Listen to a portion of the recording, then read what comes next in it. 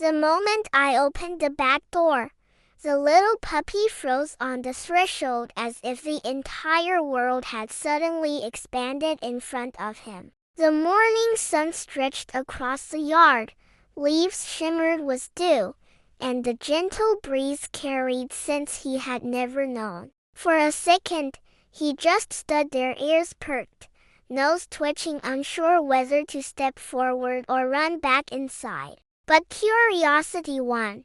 He took one tiny step, then another, then suddenly stopped again. A butterfly drifted past his nose. The puppy staggered backward, blinked twice, then slowly leaned forward to sniff the air as if trying to understand what this magical creature was. As he continued exploring, he moved with a kind of cautious boldness only a young pup could have, tail stiff at first, then slowly wagging. He sniffed every corner as though the garden was a grand kingdom waiting to be mapped. A fallen leaf surprised him. A small stone became a treasure. A patch of sunlight became his personal throne. Every sound in the garden felt enormous to him.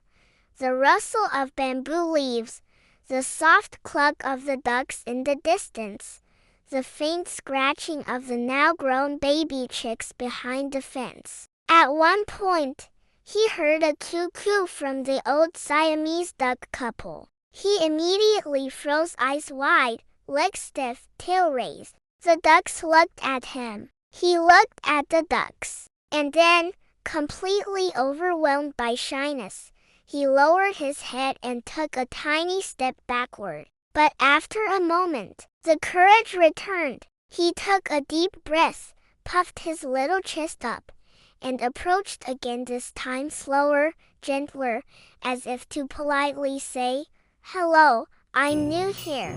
The ducks simply waddled away, unfazed, but to the puppy, it felt like a great victory. And so his morning continued, sniffing bushes, touching the grass with his paws, circling around the mango tree, and occasionally glancing back at me to make sure I was still there.